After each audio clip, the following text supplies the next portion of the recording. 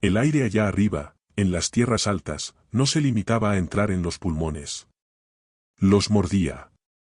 Era una mezcla amarga y fina de viejas agujas de pino, granito congelado y la promesa húmeda y pesada de una nevada que llevaba 3 días rondando más allá de los picos irregulares de la cordillera Bitterroot.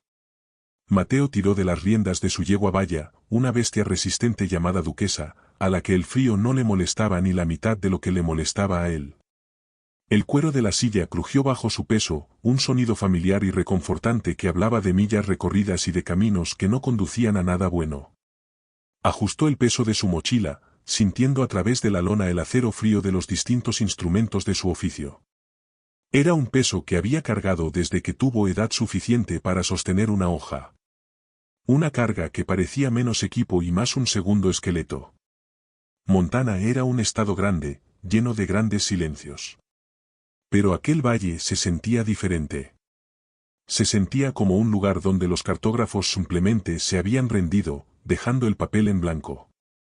El camino bajo los cascos de Duquesa no era más que el recuerdo de un sendero, obstruido por pedregal y por los restos esqueléticos de animales muertos durante el invierno. Mateo levantó la mirada hacia las montañas. Se alzaban como un muro gris, indiferentes a las leyes de los hombres, a los estatutos de Dios o a los pequeños agravios de las cosas que se arrastraban bajo ellas. Allí afuera, la ley era aquello que podías sostener en la mano, y aquello con lo que podías vivir cuando el sol se ocultaba. En la entrada del asentamiento, un hombre estaba de pie junto a un montón de rocas desgastadas que quizá alguna vez habían formado una garita. No llevaba uniforme, solo una pesada camisa de franela del color de la sangre seca y unos pantalones de piel de ante que habían visto décadas mejores. Sostenía un rifle sobre las piernas con la familiaridad tranquila de un hombre que lo usaba más a menudo que el tenedor. Cuando Mateo se acercó, el hombre no se levantó. Simplemente alzó la vista, con unos ojos profundos y oscuros, como el agua en el fondo de un pozo muy antiguo. Había en ellos un cansancio que no venía de la falta de sueño. Era el agotamiento de alguien que había visto cambiar la luna demasiadas veces, y sabía exactamente lo que ese cambio implicaba. Mateo hizo un gesto corto y seco con la barbilla. No era un saludo, sino un reconocimiento. El centinela asintió en respuesta, con un movimiento lento y pesado, y señaló con el cañón de su rifle hacia el grupo de cabañas que se extendía más abajo. Mientras cabalgaba hacia el interior, Mateo sintió que la fiebre familiar de bajo grado empezaba a cocinarse en su médula. Era la picazón en sus palmas, la forma en que su sangre comenzaba a zumbar como un cable de alta tensión en medio de una tormenta de viento. Era el don, o la maldición, dependiendo de cuánto bourbon hubiera bebido la noche anterior. Su abuelo había cazado cosas en los negros pantanos absorbentes del viejo continente, lugares donde el barro recordaba el sabor de los legionarios romanos. Su padre había perseguido sombras a través de la interminable taiga blanca y cegadora de Siberia, donde el viento sonaba como el grito de los fantasmas. Ahora Mateo estaba allí, el último de un linaje que había pasado siglos podando las ramas más oscuras del árbol genealógico del mundo. Su sangre era una brújula, y en ese momento apuntaba directamente al corazón de aquel pueblo silencioso y encogido. El asentamiento parecía lo bastante común para un observador casual, el tipo de lugar que uno podría encontrar en una postal si el fotógrafo fuera daltónico y depresivo.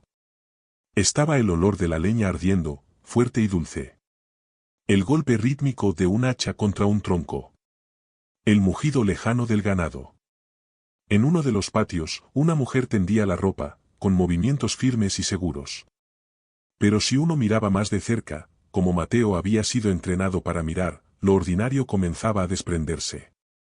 La gente de allí no caminaba simplemente.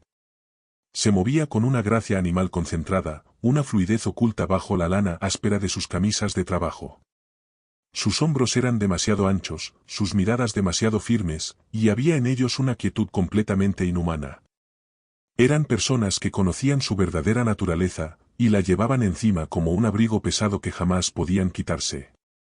Lo condujeron hasta una cabaña en el extremo más alejado del pueblo, una estructura de troncos pesados y tallados a mano que olía a hierbas secas y cuero viejo aceitado. Dentro, el calor del hogar era casi físico, una gruesa manta de tibieza que llevaba consigo el aroma de la salvia y de algo metálico. Un anciano estaba sentado junto al fuego, con el rostro convertido en un mapa de todos los inviernos duros que había sobrevivido. Su piel tenía el color de un guante de béisbol muy usado, arrugada y resistente.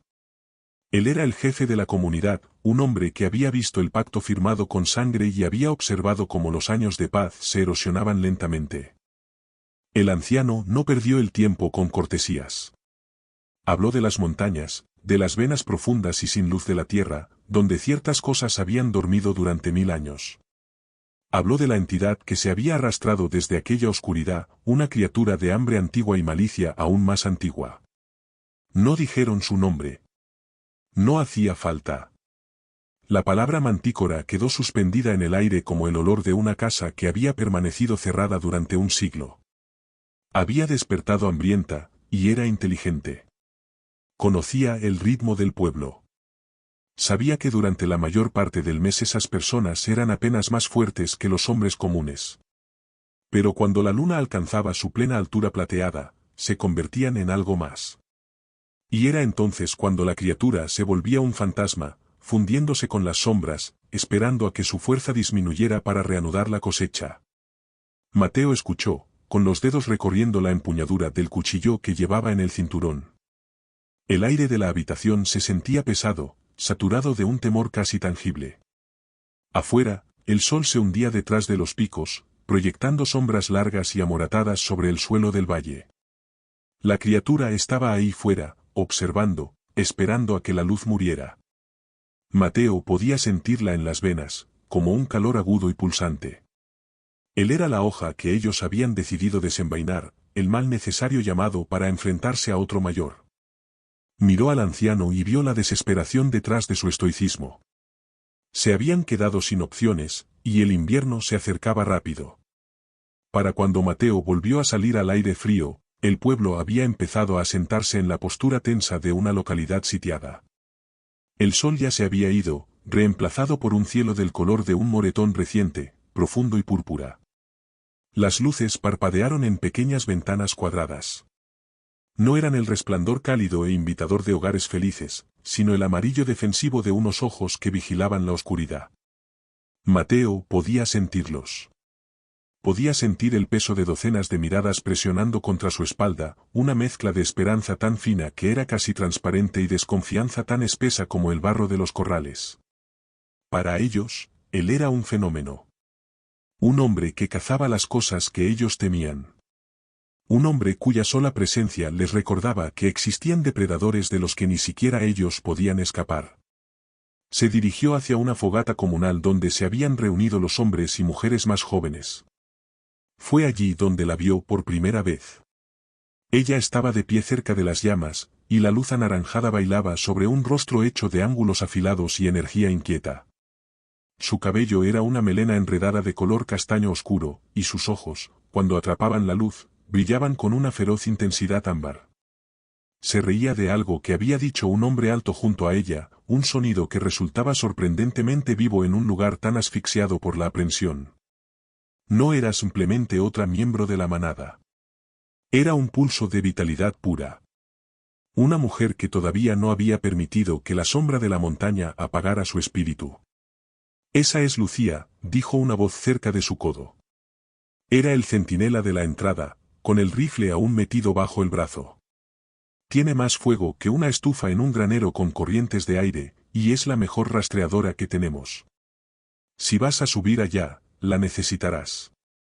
Los demás, bueno, somos casi todo músculo y pelo. Mateo no respondió.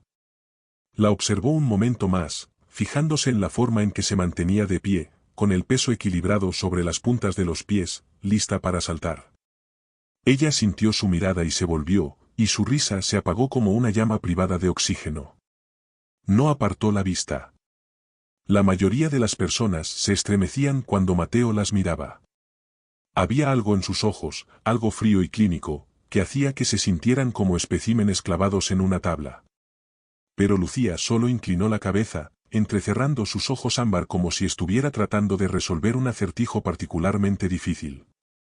El plan se trazó en un pequeño granero que olía a heno seco y grasa antigua. Serían 5, Mateo, Lucía y otros 3 que parecían capaces de luchar contra un oso y ganar. Tenían 7 días. 7 ciclos del sol hasta que la luna se hinchara como una moneda de plata completa y los aldeanos perdieran el filo de su control.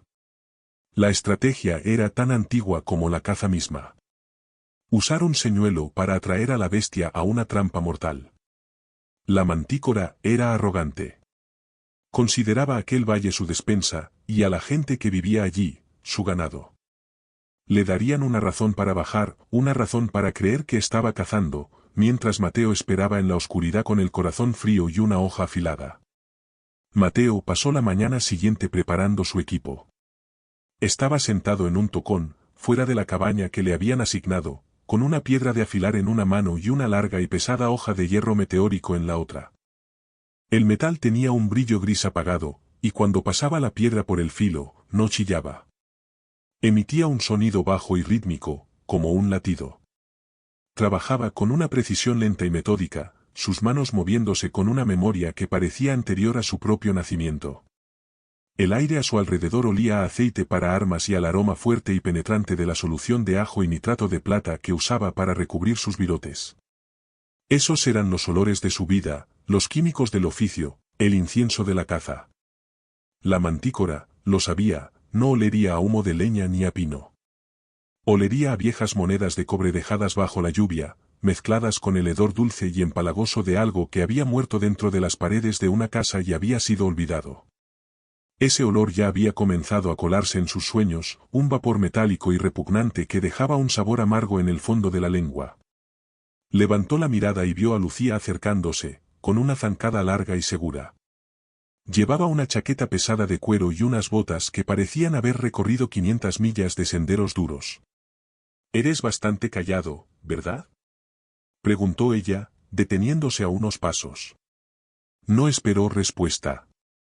Extendió la mano y tocó la empuñadura de la espada que descansaba sobre las rodillas de Mateo. Sus dedos eran ásperos, con las uñas cortas y limpias. «Hueles a soledad, cazador». Es un olor seco, como polvo en un ático. Mateo dejó de afilar por un momento, y el silencio entre ellos se estiró hasta volverse algo físico. No se ofendió. No tenía energía para eso. «La soledad te mantiene afilado», dijo, con una voz que sonaba como grava removida por una pala. «Los amigos te vuelven lento. Y la lentitud hace que te maten». Lucía se rió, aunque esta vez no había humor en su risa. «Somos hombres lobo, Mateo. No hacemos nada solos. Incluso nuestros fantasmas viajan en manada». Ella se inclinó más cerca, y él pudo sentir el calor que irradiaba de ella, una calidez depredadora y abrumadora que hacía que el aire de 40 grados pareciera una brisa de verano. «Pero supongo que tú eres diferente», dijo. «Eres el hombre que camina entre mundos. Solo no te pierdas en medio». Se dio la vuelta y se alejó, dejándolo con el olor a menta silvestre y el calor persistente de su presencia. Y durante un segundo, la picazón en sus palmas se sintió casi como una caricia. Salieron del asentamiento al amanecer, a una hora en la que el mundo era un estudio en tonos de carbón y ceniza. Una espesa niebla blanca había descendido de los picos durante la noche, asentándose sobre el suelo del valle como una mortaja. Era el tipo de bruma que amortiguaba el sonido y jugaba trucos con los ojos, convirtiendo un pino achaparrado en un hombre agazapado y una roca irregular en una bestia al acecho. Duquesa se quedó en el pueblo. Los senderos de montaña no eran lugar para un caballo una vez que se alcanzaba el pedregal alto. Mateo encabezaba la marcha, sus botas encontrando el camino con un instinto que no se molestaba en cuestionar. El bosque no les dio la bienvenida. Parecía como si los árboles se inclinaran hacia ellos, con ramas como largos dedos esqueléticos que se estiraban para engancharse en sus ropas. El silencio era absoluto, de esa clase que zumbaba en los oídos. No había pájaros cantando, ni ardillas parloteando entre los arbustos. Incluso el viento parecía haber perdido la voz, incapaz de mover las agujas de los antiguos y enormes abetos. Era un silencio expectante. El aliento contenido antes de un grito. Mateo podía oír los 4 corazones latiendo detrás de él. 4 ritmos distintos, cada uno un poco más rápido de lo que debería. Habían estado subiendo durante 3 horas cuando Lucía, que avanzaba ligeramente hacia la izquierda, se detuvo. No llamó. El ruido era un lujo que no podían permitirse. En su lugar, levantó una mano, con la palma plana. Mateo se acercó a ella, sus pies haciendo menos ruido que un fantasma sobre una alfombra. Ella señaló el tronco de un cedro enorme. A unos 10 pies de altura, la corteza había sido destrozada. Largos surcos verticales habían sido arrancados de la madera, como si un peine de gigante la hubiera rasgado.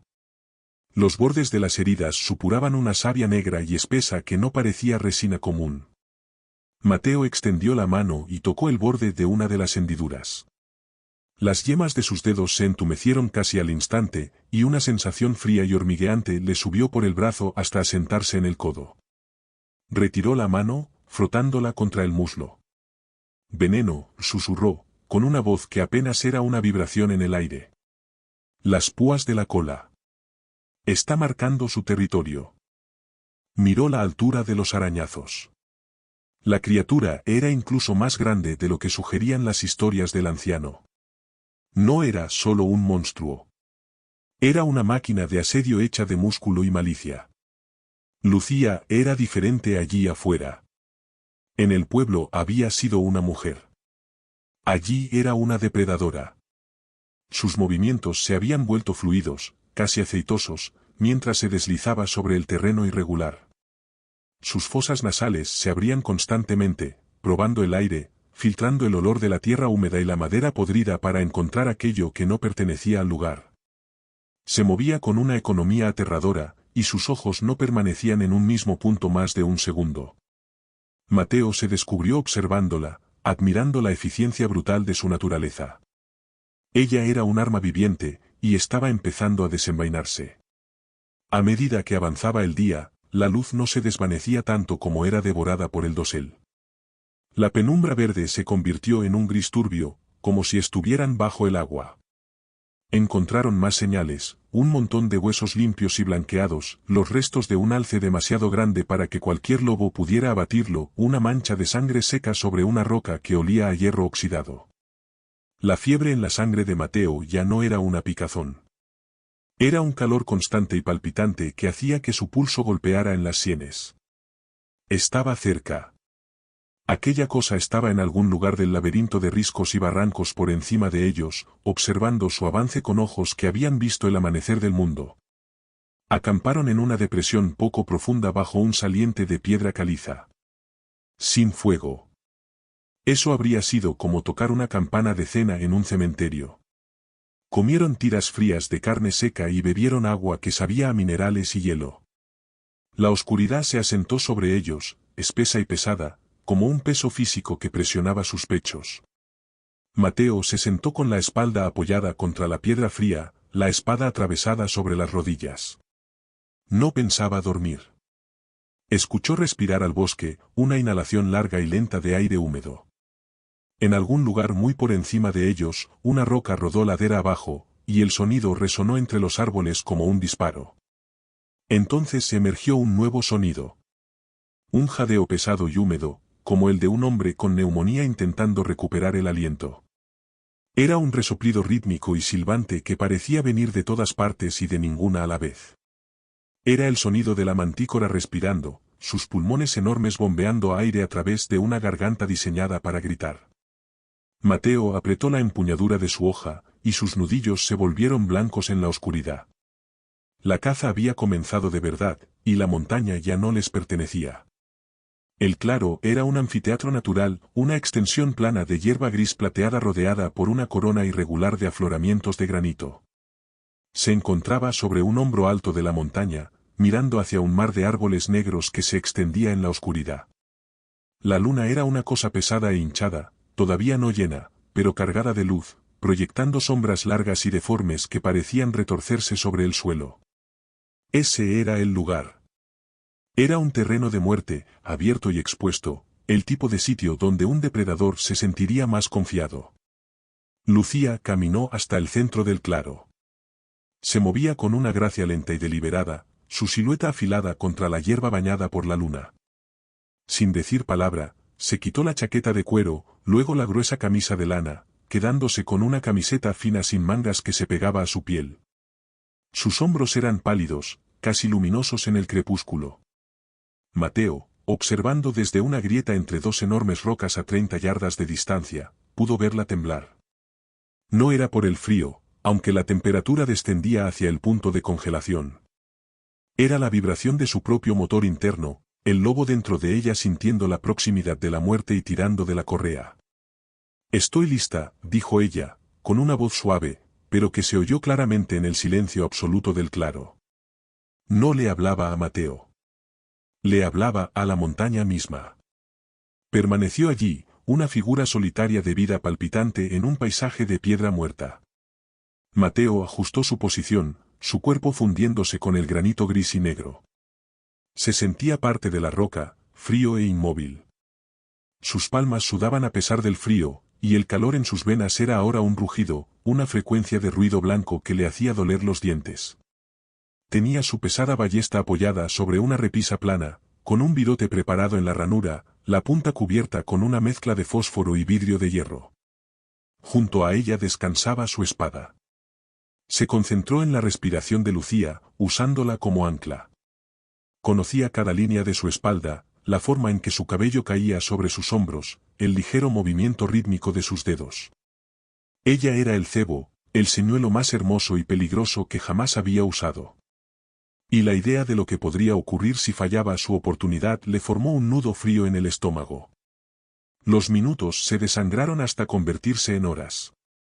El tiempo durante una cacería no era lineal.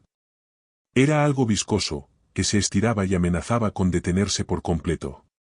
Un coyote aulló en algún lugar lejano, un sonido solitario y tembloroso que subrayaba el aislamiento de las tierras altas.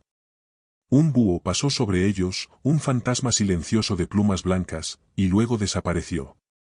El aire se volvió más pesado, más estancado.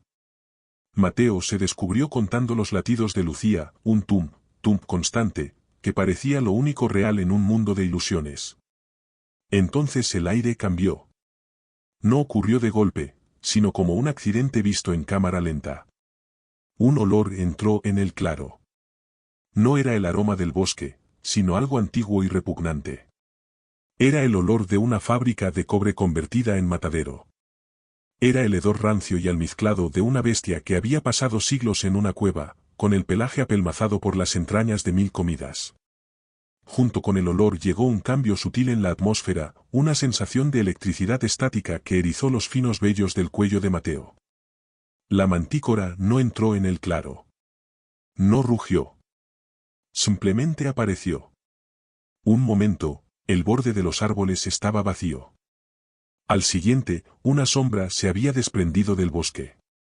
Era enorme, del tamaño de un oso grizzly, pero con la musculatura delgada y fibrosa de un león. Su pelaje tenía un color rojo anaranjado enfermizo y moteado, como hierro oxidado. Pero fue el rostro lo que hizo que el corazón de Mateo diera un salto. Un rostro humano. O una parodia horrible de uno. Piel pálida y estirada. Ojos húmedos y brillantes. 3 filas de dientes afilados como agujas que relucían como hueso mojado. No cargó. Merodeó por el perímetro, sus pesadas patas sin hacer ruido sobre la hierba. Su cola, un látigo largo y segmentado, rematado por un racimo de púas negras y relucientes, subía y bajaba detrás de ella como una cobra preparándose para atacar. Observaba a Lucía, sus ojos pálidos reflejando la luz de la luna con un hambre fría e inteligente. Mateo contuvo el aliento, con el dedo rozando el gatillo de la ballesta. Algo andaba mal. La bestia no actuaba como un animal hambriento. Actuaba como un general. Estaba rodeando el claro, mirando no al cebo, sino más allá de él. Lo sabía. La comprensión golpeó a Mateo como un impacto físico. La criatura no era solo una cazadora. Era una estratega, y ellos acababan de caer en su trampa. La explosión de violencia fue tan repentina que pareció una grieta en la realidad. Uno de los hombres apostados entre las rocas, a la derecha de Mateo, dejó escapar un sonido. No fue un grito, sino un gorgoteo húmedo y ahogado que terminó antes de empezar realmente. La mantícora no había atacado a Lucía. Había ignorado el cebo por completo y había golpeado el perímetro, moviéndose con una velocidad que desafiaba su enorme tamaño. Mateo giró la ballesta hacia el sonido, pero todo lo que vio fue un borrón anaranjado y moteado, y un destello de luz plateada sobre una cola segmentada que se balanceaba. «¡Rompan formación! ¡Rompan formación!», rugió Mateo, su voz destrozando el silencio de la montaña como un martillo atravesando cristal. El claro se disolvió en locura. Los dos guardias restantes salieron tambaleándose de sus posiciones, sus rifles ladrando en la oscuridad, los fogonazos de los disparos arrojando breves y estroboscópicos destellos del horror que se desarrollaba. La mantícora era un torbellino de dientes y garras. No luchaba. Cosechaba. Tomó a un hombre con un barrido de su enorme zarpa delantera, y las garras cortaron lana gruesa y hueso como si fueran papel mojado. El hombre salió despedido 20 pies, golpeando una pared de granito con un sonido parecido al de un saco de grava húmeda cayendo desde una altura. Mateo abandonó la ballesta. Era demasiado lenta para aquella carnicería a corta distancia. Salió de su escondite, y su espada dejó la vaina con un silbido. El metal se sentía vivo en su mano, una extensión fría de su propia furia justa. Vio a la bestia inclinada sobre el último guardia, con su rostro humano deformado en una máscara de hambre horrible y estática. La cola se lanzó hacia adelante, una línea negra en la oscuridad, y enterró sus púas en el muslo del hombre. El guardia soltó un gemido agudo y delgado, su cuerpo convulsionando cuando la neurotoxina alcanzó su sistema. La bestia no se detuvo. Embistió de nuevo, rompiéndole el cuello al hombre con un solo giro brutal antes de dirigir su atención hacia los demás. Mateo llegó hasta la bestia en 3 largas zancadas, su hoja describiendo un arco brillante en el aire. No apuntó a la cabeza. El cráneo probablemente era lo bastante grueso para desviar una bala. En su lugar, apuntó al hombro, donde el músculo era más denso. La espada mordió profundamente, cortando el cuero de la piel y entrando en la carne fibrosa debajo. La mantícora lanzó un sonido que perseguiría los sueños de Mateo durante el resto de su vida, un chillido metálico y agudo que sonó como una hoja de sierra golpeando un clavo. Giró sobre sí misma, sus ojos pálidos fijos en él con auténtica sorpresa. Lucía apareció un segundo después. No se había quedado en el centro del claro. Se había transformado a mitad de la carrera, su cuerpo alargándose, su ropa desgarrándose mientras el lobo dentro de ella se abría paso hacia la superficie. Era un borrón gris y negro, una criatura de pelaje y colmillos que golpeó el flanco de la mantícora con la fuerza de un tren de carga. Las dos bestias rodaron por la hierba en una maraña caótica de extremidades. Mateo avanzó, buscando una abertura, sus botas resbalando sobre la hierba empapada de sangre. El aire estaba cargado con el olor a azufre, cobre y el hedor rancio de perro mojado de los hombres lobo en transformación. La mantícora era más fuerte. Arrojó a Lucía de encima con un encogimiento de sus enormes hombros y lanzó un latigazo con la cola. Mateo detuvo el golpe con su espada, y las púas segmentadas chocaron contra la hoja con un sonido de hierro contra hierro. La fuerza del impacto vibró por sus brazos, casi entumeciendo su agarre. La bestia siseó, y una fuente de sangre negra y maloliente brotó de la herida del hombro. Miró a Mateo, luego a los hombres heridos y muertos esparcidos entre las rocas, y después de vuelta hacia el bosque oscuro. Tomó una decisión. Con un último rugido que parecía reventar los pulmones, la mantícora giró y se lanzó hacia la línea de árboles. Se movía con un trote desigual y alargado, la herida del hombro claramente entorpeciéndola, pero aún así era más rápida que cualquier cosa humana. Lucía, otra vez de pie y gruñendo, empezó a perseguirla, pero Mateo la sujetó por la nuca. Una acción peligrosa, dado su estado. «No», gritó por encima de sus gruñidos. «Te está llevando a la oscuridad. Déjala ir». Ella intentó morderlo, con los ojos amarillos y salvajes, antes de que la humanidad comenzara lentamente a regresar a sus rasgos. Se desplomó, respirando con dificultad, la piel desnuda cubierta con una mezcla de su propia sangre y el licor negro de la bestia. El claro volvió a quedar en silencio, pero era una clase distinta de silencio. Era el silencio de una tumba. 3 hombres habían muerto. Sus historias habían terminado en la tierra de una montaña de Montana, y la mantícora seguía allí afuera, herida, enfurecida y ahora plenamente consciente de la amenaza que Mateo representaba. Habían ido a cazar un monstruo. En cambio, habían recibido una lección sobre la arquitectura del miedo. La atmósfera en el pueblo cuando regresaron era como un funeral celebrado en medio de una tormenta. Los cuerpos de los 3 hombres habían sido llevados de vuelta, envueltos en pesadas mortajas de lona que no lograban ocultar del todo los ángulos antinaturales de sus miembros rotos. No hubo llanto. Todavía no. Solo una determinación sombría y silenciosa que se sentía más peligrosa que cualquier estallido de dolor. Mateo se sentó en los escalones de la enfermería, con las manos manchadas de un residuo oscuro que no se quitaba al lavarse. Sentía el peso del fracaso aplastándolo. Lo habían contratado para ser el escudo, y el escudo se había hecho pedazos. Dicen que no hiciste suficiente, dijo Lucía, saliendo de entre las sombras. Ahora estaba vestida con una camisa limpia y jeans, pero parecía disminuida. Sus ojos ámbar estaban nublados, y el fuego que él había visto antes se había reducido a una brasa humeante. Se sentó a su lado, su muslo presionando contra el de él, un calor que se sintió como un reproche.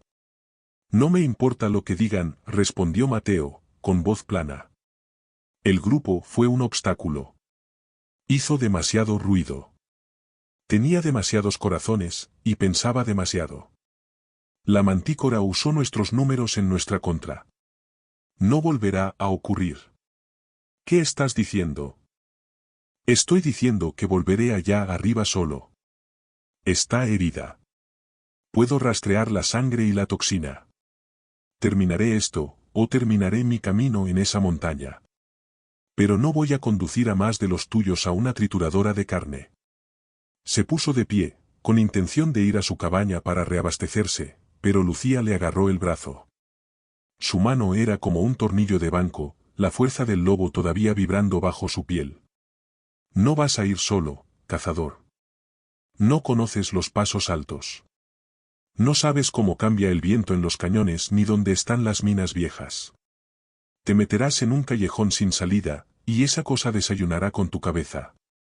Te dije que... Me importa un demonio lo que me dijiste, lo interrumpió ella, con los ojos brillando.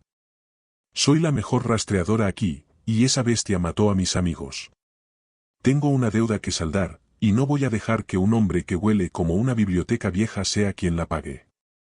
Vamos juntos, o te rastrearé y te encontraré de todos modos. Tú eliges. Salieron a medianoche, deslizándose fuera del pueblo como sombras. No llevaron caballo. No llevaron un grupo de guardias. Solo eran ellos 2 y las estrellas frías e indiferentes. Durante 3 días, ascendieron. El rastro de la mantícora era fácil de seguir para Mateo, no con los ojos, sino con la sangre. La malicia de la criatura tenía una presencia física. Era un camino encogido y ennegrecido a través del bosque. Donde había pasado, la hierba se había marchitado y los retoños se habían curvado como si hubieran sido quemados por un fuego invisible. Era un rastro de sufrimiento hecho realidad, y los condujo más profundo hacia el corazón irregular de la cordillera. Cuanto más alto subían, más hablaban. En los momentos tranquilos junto a un pequeño fuego protegido, sus barreras comenzaron a erosionarse. Lucía habló sobre la carga de la transformación, sobre la forma en que la luna se sentía como un anzuelo en sus entrañas, tirando de ella hacia una ferocidad que amenazaba con tragarse su humanidad entera. Habló del miedo a que un día no regresara del bosque, a que la mujer llamada Lucía simplemente dejara de existir, reemplazada por un fantasma gris sin recuerdo del amor ni de la risa. Mateo escuchó, sorprendido por las palabras que encontraron salida de su propia boca. Le habló de los caminos largos y polvorientos de su vida, de los pueblos pequeños cuyos nombres había olvidado, del ciclo interminable de muerte y deber. Nunca había tenido un hogar, nunca había tenido una razón para quedarse en un lugar más tiempo del necesario para enterrar al monstruo. Con ella, el silencio no se sentía como un muro. Se sentía como un puente. Se descubrió notando la manera en que la luz de la luna atrapaba la curva de su mandíbula. la forma en que su aroma había cambiado de menta silvestre a algo más profundo, más almizclado y más intoxicante a medida que se acercaba la luna llena. «Eres un hombre extraño, Mateo», susurró ella la tercera noche, con la mano rozando la de él mientras estaban sentados al resguardo de una cresta azotada por el viento. «Pasas toda tu vida matando monstruos, pero llevas más oscuridad dentro que la mayoría de ellos. Es como si intentaras matar la parte de ti que no te gusta encontrándola en el bosque». Él no retiró la mano. «Tal vez», dijo. «O tal vez simplemente soy bueno en esto. Algunos hombres nacen para construir casas. Otros nacen para quemarlas. Yo solo soy el que limpia las cenizas». Ella no respondió, pero tampoco soltó su mano. En aquel momento, con la temperatura a 10 grados y el viento aullando como un avancée, Mateo sintió algo que no había sentido en 30 años. Un destello de calor que no tenía nada que ver con la caza, y sí con la mujer sentada a su lado. Era una sensación peligrosa, una distracción que no podía permitirse. Pero cuando la observó dormir una hora más tarde, supo que ya estaba perdido. El cuarto día fue una subida agotadora a través de un paisaje que parecía estar tratando activamente de matarlos. Ya estaban por encima de la línea de árboles, en un mundo de pedregal gris y hielo traicionero. El aire era tan fino que parecía que respiraban a través de un paño mojado, y cada paso era una batalla contra la gravedad. El olor de la mantícora era abrumador ahora, una nube espesa y aceitosa de descomposición que se pegaba al fondo de la garganta de Mateo. La criatura estaba cerca. Había dejado de huir y ahora rodeaba su propio rastro, dibujando una serie de círculos cada vez más estrechos alrededor de un cañón profundo e irregular conocido como la garganta del diablo. El sentido de sangre de Mateo, normalmente una aguja infalible, se había embotado por la presencia pesada y empalagosa de la mantícora adulta herida, y quizá, de manera más peligrosa, por el calor desconocido de la mujer a su lado. Se concentró en el calor principal de la bestia herida, sin darse cuenta de que la carga estática en el aire era demasiado vasta para provenir de un solo latido. Lucía estaba cambiando. La luna estaba a solo 2 noches de alcanzar su punto máximo, y el lobo empezaba a dominar sus rasgos. Sus movimientos eran bruscos, nerviosos. Ya no caminaba. Merodeaba, con la cabeza baja y las fosas nasales trabajando sin descanso. Había dejado de hablar. La mujer con la que había compartido el fuego se estaba retirando, reemplazada por una criatura de puro instinto. A Mateo le dolía verlo, aquella lenta eliminación de la persona por la que había empezado a sentir algo. Pero sabía que necesitarían esa ferocidad si querían sobrevivir a lo que se acercaba. Llegaron al borde del cañón al mediodía. La garganta del diablo era una herida vertical en la tierra. Sus paredes eran una mezcla caótica de rocas calizas y pinos antiguos y retorcidos que, de algún modo, lograban aferrarse al precipicio. En el fondo, 500 pies más abajo, un arroyo alimentado por glaciares rugía sobre rocas negras. El olor de la muerte era allí un muro físico, un hedor podrido y estancado que hablaba de 1000 años de carnicería acumulada. Ese era el almacén de la mantícora, el lugar donde llevaba sus presas para saborearlas en la oscuridad. «Está ahí abajo», susurró Mateo, con la mano sobre el hombro de Lucía. Ella vibraba, con un gruñido bajo constante en la garganta. Sus ojos eran casi por completo ámbar ahora, con las pupilas convertidas en rendijas estrechas. No lo miraba a él. Miraba hacia el abismo. Comenzaron el descenso, abriéndose paso por un laberinto de piedra caída. Era una trampa mortal. Las líneas de visión estaban limitadas a unos pocos metros, y el rugido del arroyo ahogaba cualquier sonido de un depredador acercándose.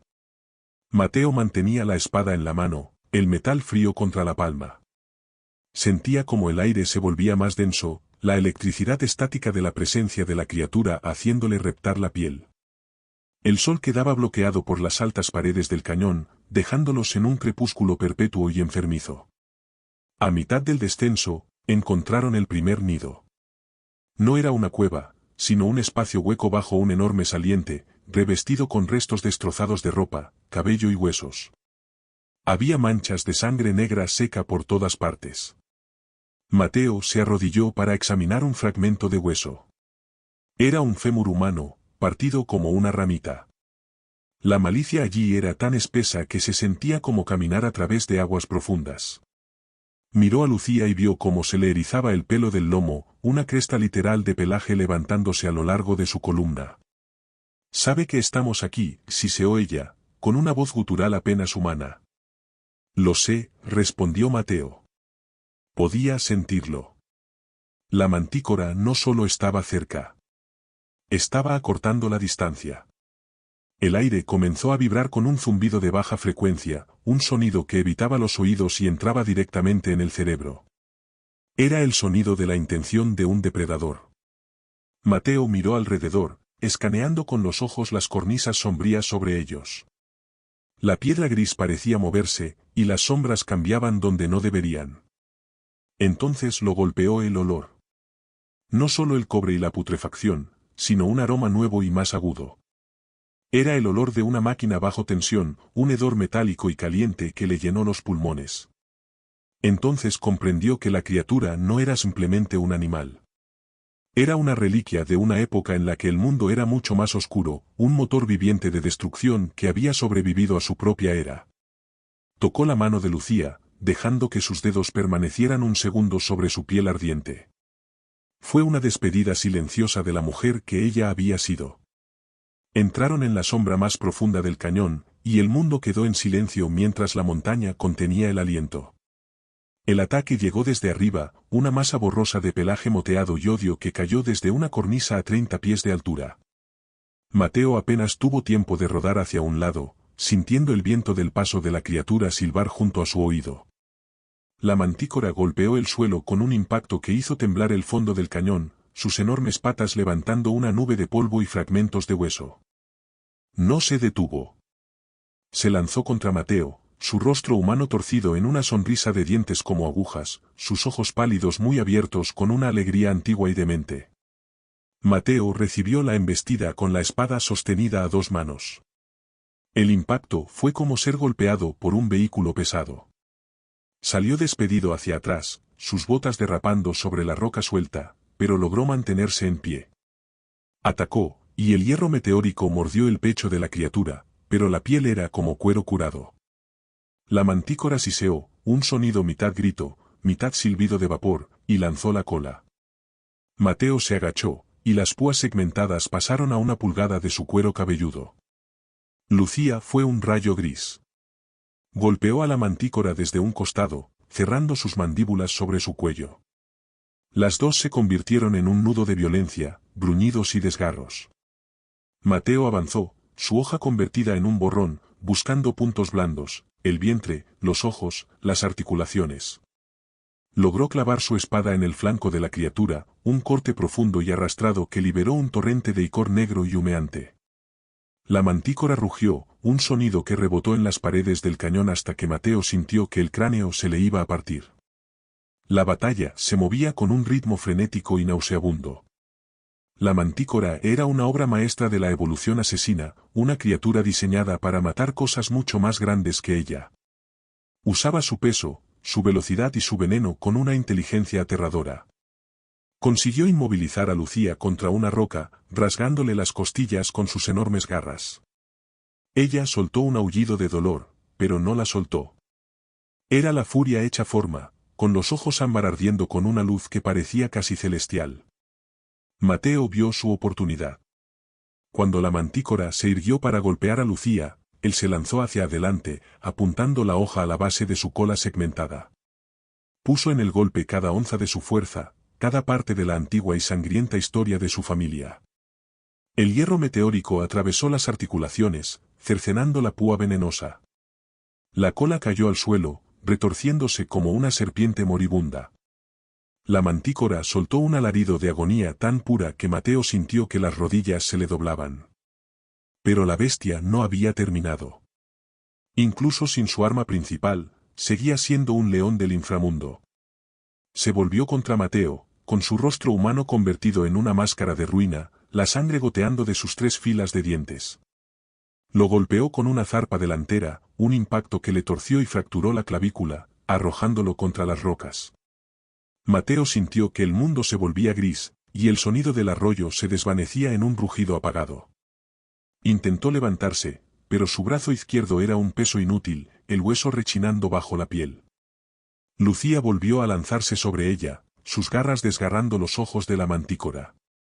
Era una sombra borrosa de pelaje gris, sus movimientos impulsados por una desesperación que trascendía el dolor. La bestia estaba ciega ahora, con un ojo convertido en una cuenca destrozada, pero seguía luchando con una rabia ciega e instintiva. Mateo se obligó a ponerse de pie, con la visión nadando. Buscó su daga, una hoja más corta, pero igual de afilada. Tenía que terminar esto. Tenía que apagar la luz dentro de aquel horrible cráneo de rostro humano. Entonces lo golpeó una nueva sensación. Fue un dolor agudo y punzante en las palmas, una explosión de calor diferente a la presencia de la adulta. Era un olor más tenue, menos concentrado, pero igual de depredador. Su sentido de sangre estalló con una nueva advertencia. Miró hacia el fondo del cañón, hacia una grieta oscura en la roca que no había notado antes. Una segunda mantícora emergió de las sombras. Era más pequeña, más delgada, con un pelaje de un naranja más brillante y vivo. No era adulta, pero estaba casi desarrollada. Una cría juvenil que había permanecido oculta en la madriguera mientras la madre cazaba. No rugió. Solo observó la escena de la matanza, sus ojos pálidos fijándose en la espalda de Mateo. Entonces comprendió la magnitud de su error. No habían estado cazando a un monstruo solitario. Habían tropezado con una dinastía. La joven mantícora se movía con una gracia fluida y aterradora que hacía que la madre pareciera torpe. No dudó. Vio a su madre siendo desgarrada por el lobo gris y por el humano que la había herido, y actuó. Se lanzó a través del suelo del cañón, una raya rojiza de muerte. Mateo intentó girar, pero su hombro era un desastre de huesos rotos y dolor, y fue demasiado lento. La joven lo golpeó por la espalda, su peso inmovilizándolo contra la tierra. Sintió como sus garras se hundían en su espalda, 4 agujas de hielo que parecían atravesarle el alma. Lucía logró jadear, con el rostro presionado contra la grava fría y afilada. La mantícora adulta, al percibir la llegada de su cría, encontró una nueva reserva de fuerza. Arrojó a Lucía lejos de sí y se lanzó hacia Mateo, su único ojo sano fijo en su garganta. Quería matarlo. Quería el corazón del hombre que se había atrevido a herirla. Mateo la vio acercarse, una pesadilla en cámara lenta de pelaje moteado y dientes. Estaba atrapado. Su espada estaba a 10 pies de distancia, y sus fuerzas se desvanecían. Eso era todo. El final del camino. El último cazador de su linaje terminando su senda en un cañón sin nombre de Montana. Lucía lo vio. Estaba a 20 pies de distancia, con el flanco convertido en una masa de sangre, su respiración como un silbido irregular. Miró a Mateo, y durante un segundo fugaz e imposible, el lobo retrocedió. Los ojos ámbar se suavizaron, y la mujer, Lucía, le devolvió la mirada. Era una mirada de claridad profunda y agonizante. Sabía lo que debía hacerse. Sabía las matemáticas de aquel momento, y eligió la única respuesta que importaba. No gruñó. No enseñó los dientes. Simplemente se lanzó. Fue un salto que desafió las leyes de la física, un arco gris a través del crepúsculo. No golpeó a la cría. Golpeó a la madre, arrojando todo su peso entre la bestia y el hombre al que había llegado a amar. Las garras de la mantícora adulta, diseñadas para desgarrar las pieles de cabras montesas y alces, atravesaron el pecho de Lucía con un sonido húmedo y repugnante. El crujido de sus costillas al romperse fue un estallido seco que pareció resonar para siempre en el cañón. Ella no gritó. Simplemente recibió el golpe. Su cuerpo se convirtió en un escudo de pelaje y valor. La zarpa de la mantícora permaneció hundida en su pecho, como un ancla horrible. El impacto del sacrificio le dio a Mateo el segundo que necesitaba. La cría, momentáneamente sorprendida por el movimiento repentino, aflojó su agarre. Mateo rodó, ignorando la agonía de su hombro, y su mano encontró la empuñadura de la espada. No pensó. No apuntó. Simplemente golpeó con una furia fría y calculadora. clavó el hierro meteórico en la boca abierta de la mantícora adulta, y la hoja atravesó el paladar blando hasta llegar al cerebro. La bestia se estremeció en una larga y violenta convulsión, y luego quedó inmóvil, su enorme peso desplomándose sobre Lucía. La cría soltó un aullido agudo y delgado, un sonido de dolor genuino que era casi humano. Miró a su madre muerta, luego al hombre que estaba de pie sobre ella con una hoja ensangrentada. La criatura, aunque nacida de la malicia, vio el vacío frío y abismal en los ojos del cazador, el reconocimiento de un depredador ante una condena que aún no podía superar. Vio el hierro meteórico todavía húmedo con la vida de su propia sangre. Y a pesar de su hambre, eligió la supervivencia por encima de la venganza. Desapareció entre las sombras de las rocas. Mateo estaba demasiado roto para seguirla. Su mundo se redujo a la mujer moribunda bajo la bestia. Soltó la espada y se arrastró hacia la masa enredada de pelaje y sangre. Apartó la pesada extremidad de la mantícora, con la respiración saliendo en sollozos irregulares. Lucía yacía allí, con el pecho convertido en un paisaje arruinado. Sus ojos estaban abiertos, el ámbar desvaneciéndose hacia un gris opaco y nublado. Seguía respirando, pero era una respiración superficial y burbujeante, la de alguien cuyo tiempo se medía en minutos. Lucía, susurró él, con la voz quebrándose. ¿Por qué? ¿Por qué lo hiciste?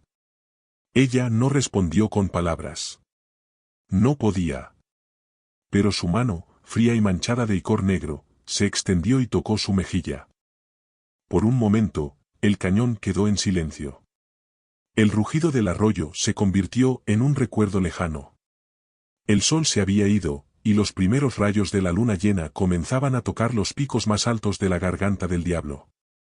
Ella lo había salvado. Había acabado con el terror de la adulta. Pero al hacerlo, había encontrado un destino que ningún cazador podía reparar. El silencio que siguió fue más que la ausencia de sonido. Fue un vacío. Mateo se sentó en la tierra, con el mundo reducido al pequeño espacio sangriento entre él y la mujer que se estaba muriendo. No le importaba la cría que había escapado. No le importaban el pueblo, el pacto ni el dinero que le habían prometido. Solo sentía el frío de la montaña asentándose en sus huesos, un invierno permanente que ningún fuego podría tocar jamás. Lucía seguía con él, pero apenas. Sus ojos estaban fijos en el cielo sobre las paredes del cañón, donde las primeras estrellas empezaban a arder entre la penumbra púrpura. Mateo se inclinó y la levantó, y el movimiento arrancó de su propio hombro un sonido de hueso rechinando que se obligó a ignorar. Fabricó una camilla rudimentaria con ramas de cedro recuperadas y su propio equipo de cuero, su brazo derecho haciendo el trabajo de dos mientras el izquierdo colgaba inútil a un costado. Cada paso para subir los 500 pies fue un nuevo bautismo de agonía. Pero la constitución del cazador, un legado de hierro y rencor, lo empujó hacia adelante a través del silencio congelado. No la dejaría en aquel pozo. El viaje de regreso por los pasos altos fue una hazaña de resistencia que Mateo nunca recordaría con claridad. Se movía como un fantasma, sus pies encontrando el camino por alguna memoria tectónica antigua. Le hablaba mientras caminaba, su voz como un murmullo bajo y constante contra el rugido de la montaña, ignorando la forma en que su clavícula fracturada enviaba agujas blancas y ardientes a su cerebro con cada sacudida de la camilla detrás de él. Le habló del océano, de la inmensidad vacía y salada del Atlántico que su abuelo había cruzado. Le habló de la forma en que la luz golpeaba los rascacielos de Nueva York, convirtiéndolos en pilares de oro. Le habló de lugares donde los bosques eran solo bosques, y las únicas cosas que hacían ruido por la noche eran los mapaches y el viento. Le regaló un mundo que ella nunca había visto, un mundo sin el anzuelo de la luna ni la sombra de la bestia. Cuando llegaron a la línea de árboles, la luna llena coronó la cresta. Era un enorme ojo plateado, lanzando una luz tan brillante que parecía mediodía. El bosque se transformó en un reino de negro y plata, cada aguja y cada ramita delineadas con precisión clínica. Mateo sintió que Lucía se movía. Se detuvo, arrodillándose junto a la camilla y atrayéndola hacia su regazo, usando su cuerpo para protegerla del viento cortante. Ella abrió los ojos. Incluso bajo el peso aplastante del ojo plateado de la luna llena, que debería haberla atado a la bestia, su corazón humano se abrió paso hacia la superficie para un último aliento. El lobo retrocedió, no por debilidad, sino por respeto al último deseo de la mujer. El ámbar había desaparecido.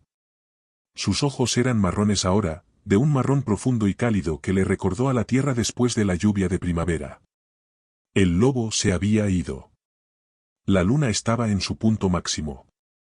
Y por primera vez en su vida, ella no estaba cambiando. Era solo una mujer muriendo en los brazos de un hombre que había olvidado cómo sentir cualquier cosa que no fuera de ver. Fui feliz caminando contigo, susurró ella. Las palabras fueron tan débiles que casi se perdieron en el viento. Sus dedos, que habían estado aferrados a la camisa de Mateo, se relajaron lentamente. Se deslizaron por su brazo en una última caricia suave, y luego quedaron inmóviles. Encontró su destino justo cuando la luz plateada alcanzó el suelo del bosque. No hubo lucha, ni último jadeo. La luz simplemente se apagó dentro de ella, dejando atrás un cuerpo hermoso, trágico y completamente vacío. Mateo no se movió. Permaneció allí durante mucho tiempo, con el peso de su cuerpo como un ancla física a un mundo que ya no comprendía. Había pasado su vida acabando con monstruos, pero nunca había aprendido a salvar las cosas que importaban. No lloró. Sus ojos estaban tan secos como el polvo de Montana, pero sintió que algo dentro de él se rompía, una cuerda final que lo había mantenido unido al resto de la humanidad. La abrazó con más fuerza, hundiendo el rostro en su cabello, que todavía olía a menta silvestre en el aire frío y limpio de las tierras altas. El bosque estaba en silencio. Los depredadores se habían ido. La caza había terminado. Pero para Mateo, la verdadera oscuridad apenas comenzaba. El sol apenas empezaba a sangrar sobre el horizonte oriental cuando Mateo entró caminando en el asentamiento. No parecía un hombre. Parecía una estatua tallada en la propia montaña, cubierta de polvo, sangre seca y la ceniza gris de un alma consumida. El pueblo ya estaba despierto, la gente de pie en pequeños grupos silenciosos. No necesitaban que se les dijera nada. Vieron la forma en que la llevaba, y vieron la mirada vacía y atormentada en sus ojos. Caminó hasta el centro del pueblo y la depositó sobre la plataforma de madera frente a la casa del anciano. El viejo salió, con el rostro ilegible y los ojos fijos en las facciones humanas y serenas de Lucía. Miró a Mateo, luego la sangre en la ropa del cazador. ¿Ha terminado?, preguntó el anciano, con una voz seca y áspera. La adulta ha sido derrotada, dijo Mateo, con una voz que parecía venir del fondo de un pozo. Terminé su camino en el cañón.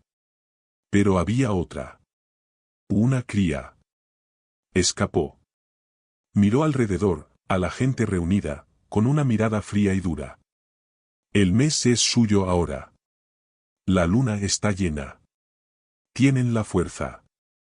Encuentren a la joven. Terminen lo que yo empecé, o volverá por los hijos de sus hijos. El anciano asintió lentamente. Metió la mano en el bolsillo y sacó una pesada bolsa de cuero, el pago que habían acordado. Se la ofreció a Mateo. Quédatelo, dijo Mateo, sin mover la mano de su costado. Úsalo para reconstruir los graneros. Úsalo para comprar lápidas para los hombres que no sobrevivieron a la noche. No lo quiero. Se dio la vuelta y caminó hacia el establo. Duquesa estaba allí, levantando las orejas al verlo. La ensilló con movimientos automáticos y vacíos, sus manos trabajando con una memoria que no tenía nada que ver con su corazón. No miró atrás, hacia la plataforma. No miró a la gente que le debía la vida. Solo sentía el espacio frío y vacío en su pecho, donde antes estaba la picazón. El don estaba en silencio. La fiebre había desaparecido. Era solo un hombre sobre un caballo, sin ningún lugar al que ir, y con todo el tiempo del mundo para llegar. Cuando salió por la puerta, el centinela del primer día le dedicó un asentimiento largo y lento. Mateo no se lo devolvió. Mantuvo la vista fija en el sendero delante de él, el camino que lo alejaba de las montañas y lo devolvía al mundo de los hombres. Sabía que la joven mantícora crecería. Sabía que recordaría el olor de su sangre y el frío mordisco de su acero. Se convertiría en la nueva leyenda de aquellas colinas, un fantasma que perseguiría los sueños de la manada durante generaciones. Pero esa era ahora la historia de ellos.